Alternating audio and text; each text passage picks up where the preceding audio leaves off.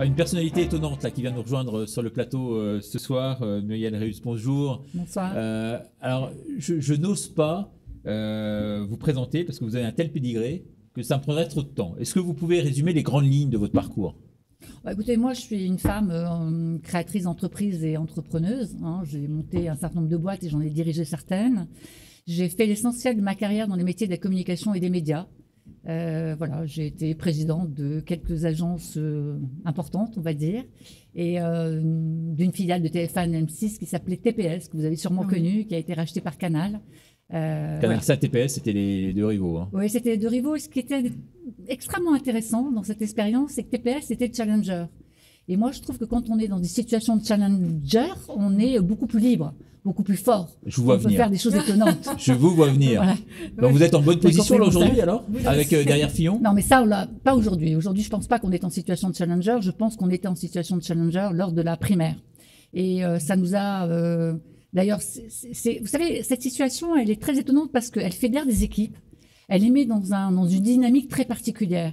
Et je pense que plus on est, comme on l'a été, pas porté par la presse, pas porté par les leaders d'opinion, plus ça nous a donné d'énergie, plus ça nous a donné de cohésion, plus ça nous a donné l'envie de gagner. Et c'est ce qu'on a magnifiquement réalisé, je crois. Et c'est ce qu'il a magnifiquement réalisé. Et c'est encore jouable aujourd'hui? Écoutez, moi, je me pose même pas la question. Je vais vous dire... Vous foncez tête baissée parce que vous êtes en entrepreneur? Non, on ne fonce pas tête baissée parce qu'on n'est pas inconscient. Et que, comme vous l'avez dit tout à l'heure, on a tous des parcours professionnels qui prouvent qu'on a quand même été capable de prendre des décisions en accord avec ce qu'on a, notre façon d'organiser notre vie et de diriger des entreprises. Non, on ne fonce pas tête baissée, mais...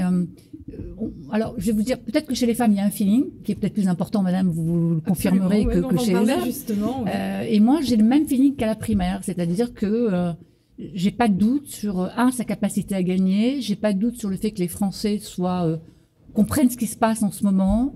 Je n'ai pas de doute sur le fait que quand je regarde le paysage politique et quand je regarde ce qui se passe aujourd'hui, sur le fait que cet homme, François Fillon, est le seul capable de sortir la France de l'état dans lequel elle se trouve aujourd'hui. Malgré sa situation aujourd'hui. Mais sa situation, c'est quoi en fait?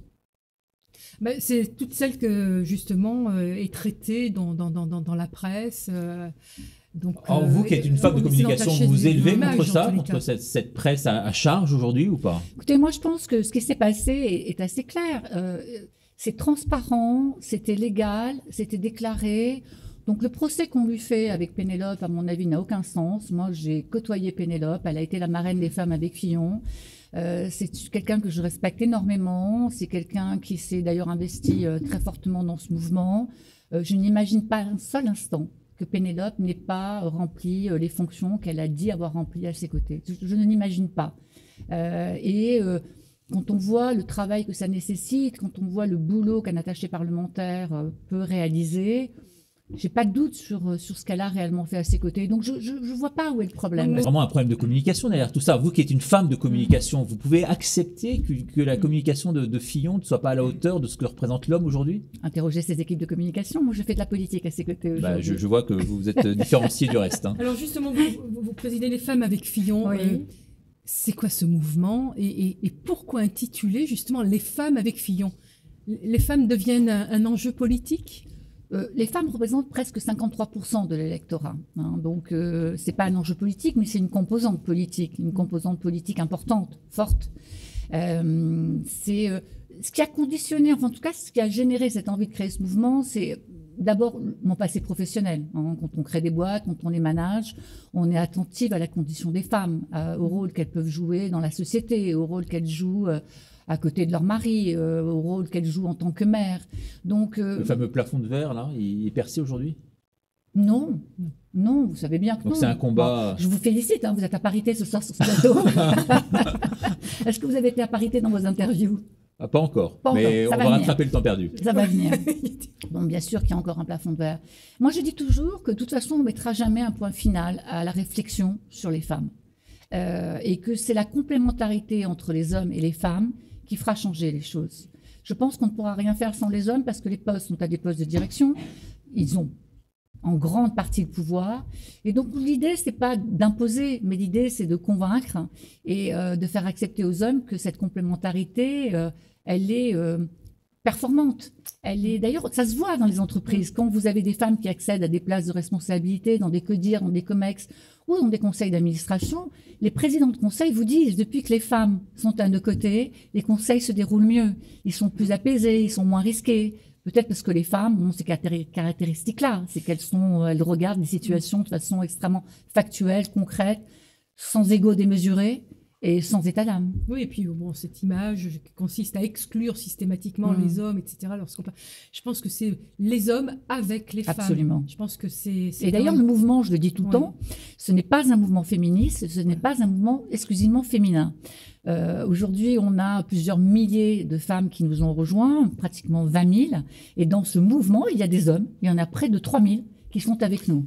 Donc c'est formidable, moi je suis ravie de ça. Alors justement, que propose François Fillon aux femmes, puisque vous travaillez vraiment, vous êtes en proximité, qu'est-ce qu'il propose aux femmes? Ce qui est intéressant, c'est la façon dont ça s'est construit cette histoire. Il y a eu la mobilisation, j'en ai parlé tout à l'heure, avec des comités de femmes extrêmement investis qui organisent des réunions. Vous voyez, hier soir j'étais à Aix-les-Bains, demain je pars à l'étranger, la semaine prochaine on a des comités qui s'organisent partout avec des réunions publiques. Et puis ce qui a été intéressant, c'est que ce mouvement, en tout cas, moi, je l'ai voulu comme ça. C'est pas un mouvement de femmes leaders. Parce que des mouvements de femmes leaders, il y en a plein. Elles font très bien le job. Mais ce mouvement est un mouvement de femmes issues de toute génération, de toute catégorie socio-professionnelle, de toute origine et de toute culture. Et durant ces mois, durant pratiquement 2 ans, nous avons fait remonter du terrain leurs observations, leurs préoccupations, leurs désirs. Et on a construit ce programme de cette façon-là. Et le programme, aujourd'hui, il s'articule sur 3 grands piliers que sont évidemment la lutte contre les violences faites aux femmes et la protection des enfants, l'égalité femmes-hommes, et aussi, et ça j'y tiens beaucoup, les familles monoparentales. Donc voilà, sur ces 3 grands axes, on a construit un certain nombre de mesures, proposé un certain nombre de mesures qui sont dans le programme de François Fillon. Et comment vous proposez justement ces mesures? Et comment s'articulent? Il y a des ateliers? Comment Alors, ça se passe? Il y a eu des ateliers, il y a eu des consultations avec des femmes élues ou non. D'ailleurs, je dois souligner le travail des parlementaires qui nous ont accompagnés. Il y a des femmes formidables autour de François Fillon. Globalement, il y a des femmes formidables partout. C'est un pléonasme, en fait. Mais autour de François Fillon, il y a des femmes absolument formidables qui se sont vraiment investies et avec qui on a aussi construit ce programme. Donc, il y a eu des ateliers, il y a eu des consultations, il y a eu des remontées du terrain. Et voilà, le programme, il s'est construit de cette façon-là, d'une façon extrêmement consultative. Vous êtes la première d'entre elles, finalement, de toutes ces femmes formidables. Vous seriez ministre. C'est vous qui le dites. Vous seriez ministrable. C'est un peu votre vocation derrière tout ça ou pas? Bon, je crois qu'il y a des femmes qui ont beaucoup plus œuvré que moi aux côtés de François Fillon. C'est elles qui seront ministrables. Une carrière politique pour vous aujourd'hui, après avoir œuvré comme entrepreneur, ça vous irait? Oui, d'ailleurs, je serais ravie d'avoir une investiture. D'accord. Parce que ça, c'est le deuxième combat après. Hein, oui, pour moi, c'est le deuxième combat, oui. Ouais. Donc ça va se poursuivre. Enfin, je ne sais pas si c'est un combat. C'est le deuxième désir, c'est la deuxième volonté, c'est la suite logique de ce travail entrepris depuis 2 ans. Oui, parce que quand on fait un programme, en fait, on n'a qu'une envie ensuite, c'est qu'il soit appliqué. Ouais. Et je fais confiance à François Fillon et au gouvernement paritaire qu'il a décidé d'organiser à ses côtés. Mais évidemment, si on peut participer à cela en tant que député, c'est plutôt formidable. Mais quand on est une businesswoman comme vous, avec un succès énorme, est-ce que c'est pas un renoncement total que de rentrer dans ces circuits-là finalement qui sont ultra prenants C'est une évolution. Je crois qu'à un moment donné, dans notre vie à tous, il arrive un moment où, après avoir accompli un certain nombre de choses, c'est-à-dire avoir eu des carrières, du statut, gagner beaucoup d'argent, parce que dans ces métiers, ça se passe plutôt bien. Ce qui est important, c'est en tout cas pour moi, c'est ce qui fait sens. Et aujourd'hui, la politique, ça fait sens. Pouvoir changer, même un tout petit peu, le vécu de certaines femmes, c'est important. Vous voyez, par exemple, sur les familles monoparentales, on a fait un grand forum la semaine dernière, le 8 mars. Il y avait 700 femmes à Paris. Ça a été une très jolie réussite. Il y a eu des témoignages extrêmement poignants. Et moi, quand je vois le quotidien des femmes qui doivent élever des enfants seules, sans l'appui de leur mari, souvent en situation de précarité, je me dis que c'est pas possible, quoi. On ne peut pas ne pas s'intéresser à cela. Donc ça fait sens. Et François Fillon, lui, il a une politique en la matière qui est diamétralement opposée à ce qui existe aujourd'hui? Je crois que pour François Fillon, la question des femmes n'est même pas une question, c'est une évidence. D'ailleurs, c'est sous son gouvernement, la loi contre les violences faites aux femmes a été votée. C'est quand même lui qui a porté la loi Copé-Zimmermann et qui est cette loi qui est très importante aujourd'hui, qui a ouvert plus de 2000 postes au sein des conseils d'administration. Oui, enfin, il a d'ailleurs fait un discours. C'est vrai qu'on n'en parle pas assez. On n'en parle pas assez, absolument, vous avez raison. Ouais. Vraiment. Donc il a porté cette loi, enfin il a laissé en tout cas tous les acteurs s'exprimer de façon extrêmement libre. Il a fait un très joli discours le 8 mars. Oui, je crois que chez lui, c'est là, ça existe, c'est pas ni plus ni moins, mais c'est là, c'est présent. Et je suis sûre qu'il fera tout ce qu'il faut. En tout cas, il ouvrira les portes, comme il a ouvert les portes de ce mouvement, comme il nous a ouvert les portes de l'action, très vite et très spontanément. Vous savez, François Fillon, c'est quelqu'un qui réfléchit. Quand je lui ai proposé de monter ce mouvement, il n'a pas beaucoup réfléchi, il a dit oui tout de suite. Donc pour moi, c'est une preuve que c'était une évidence. Alors peut-être une dernière question, et après on va prendre Frédéric Marc également à son micro. Vous qui le côtoyez au quotidien, comment fait-il aujourd'hui? Et c'est vraiment la question qu'on se pose. Et comment fait-il pour résister? Mais je pense que la question ne se pose pas comme ça. Je pense que la question se pose d'une façon un peu différente. Pour moi, et d'ailleurs c'est pour cela que je l'ai rejoint avant tout, parce qu'à l'époque, le programme n'était pas finalisé, le programme des femmes n'existait pas. C'est un homme qui, pour moi, est habité par des valeurs et des convictions.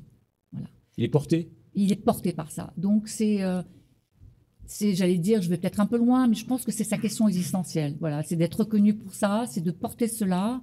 Et donc, je pense que ce n'est pas de la résistance, c'est juste que ça correspond à ce qu'il est profondément. Oui, parce que c'est vrai que... c'est un peu tabou lorsqu'on parle, vous voyez, moi je parle de la foi par exemple. Oui. Cet homme, je veux dire que c'est peut-être grâce à ça qu'il est en train de résister à toutes ces attaques. Est-ce qu'on peut en parler dans cette politique de laïcité qui est la nôtre aujourd'hui? Écoutez, je ne sais pas, il l'a dit, je suis chrétien, je suis catholique, il l'a déjà dit lors des interviews. Mais au-delà de ça, moi je pense vraiment que ce qu'il porte, c'est...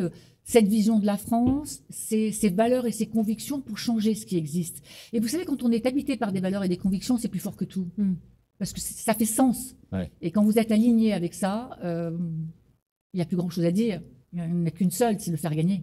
C'est un peu comme on ressent à travers votre discours, en tous les cas, vous êtes habité vous aussi. Comme les femmes, effectivement, c'est le combat que mènent aussi les femmes. C'est un petit peu ça, absolument. Vous l'illustrez bien. Je vous remercie.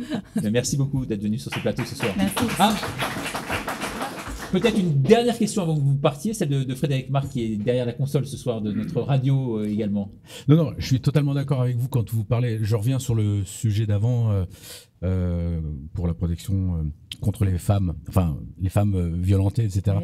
Et qu'il faut les aider, etc. Dans aucun discours politique, j'ai entendu des papas qui élèvent seuls leurs enfants. Vous avez raison. Parce qu'il y a aussi une violence au niveau des hommes. Voilà, des fois, il y a des hommes qui sont seuls à élever leurs enfants. Et aucun politique n'en parle. Quelle est la position aujourd'hui de... Alors, aucun politique n'en parle, je ne sais pas. Ce que je peux vous dire, c'est que, bon, là, on porte un programme pour les femmes. Donc, forcément, on parle davantage des femmes. Mais vous avez parfaitement raison. Les familles monoparentales en France, aujourd'hui, c'est 1 700 000 familles. 85% de ces familles, à la tête de 85% de ces familles, ce sont des femmes. Il y a le reste. Il y a des papas solos. Et les papas solos, c'est la même chose que les mamans solos. C'est la même difficulté. Mais on n'en parle pas là. On n'en parle pas, mais peut-être que... Vous voulez que je réintègre les hommes solos dans mon programme pour les femmes? Oui, non, mais c'est vrai, c'est un sujet. Je peux le faire. Allez-y. Bravo en tout cas, et merci beaucoup d'être venu sur ce plateau ce soir. Merci à vous.